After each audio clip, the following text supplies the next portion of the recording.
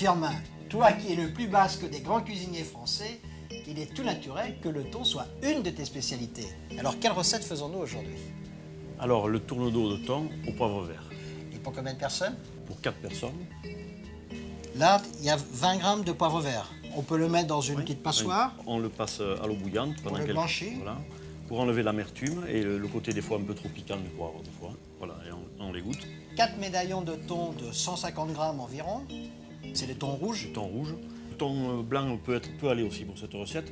Mais moi, pour cette recette, je préfère le thon rouge parce que ça rappelle un peu plus le steak. Alors, on va les assaisonner.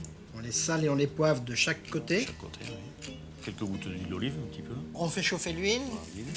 Alors, on prend un petit poêlon de préférence parce qu'on va faire la sauce après dedans. Voilà. Il faut combien de temps pour les cuire environ? Bon, à peu près 2 minutes de chaque côté. Ça se cuit pas beaucoup le thon.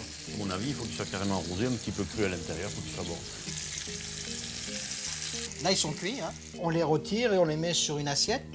On les couvre pour les empêcher Oui, de refroidir. Oui. Le petit poêlon dans lequel on a cuit les tourne-dos. Il reste la graisse de cuisson. On la retire? Oui. Il n'y a pas grand-chose. Hein. Il n'y a même pas une petite cuillère à soupe. Mais bien sûr, on garde les sucres qui sont au fond. Ah oui, ça c'est c'est important. meilleur. Ça. On met du beurre, 20 grammes de beurre. 20 grammes de beurre. Le beurre commence à chanter. Et voilà. Hein.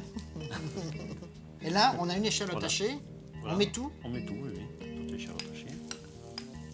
Donc on a fait suer dans ce beurre. Et elle va s'imprégner donc des sucres. On va ajouter le jurançon. 1 Le décilitre. décilitre, oui, oui.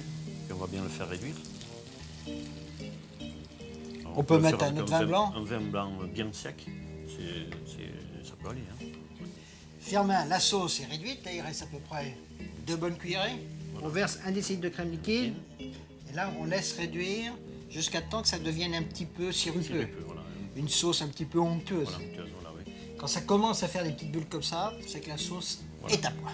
Alors maintenant, on va ajouter le beurre petit à petit. 40 grammes. Voilà, on va la fouetter, ce qui va lui donner une onctuosité. Il ne faut plus la faire bouillir. Surtout plus que ça boue, hein, parce que si ça boue, tout va virer et c'est la catastrophe. Salut les dégâts. Maintenant, on va la goûter. On va la On goûter. va finir l'assaisonnement. Un petit peu de sel. Un peu de sel. On passe la sauce dans une passoire très fine. Et là, on peut bien presser quand même. Hein. Voilà, oui. On bien enlever tous les sucres. Enfin, si on veut, on n'est pas obligé de la passer parce qu'elles sont bonnes ces échalotes Oui, dedans, là. on peut les laisser aussi. On la remet au chaud, mais on la fait pas bouillir. Donc là, on peut la fouetter. Hein. Oui, bien la fouetter, ça la rend un peu mousseuse, légère. Et là, maintenant, on met dedans Le poivre vert.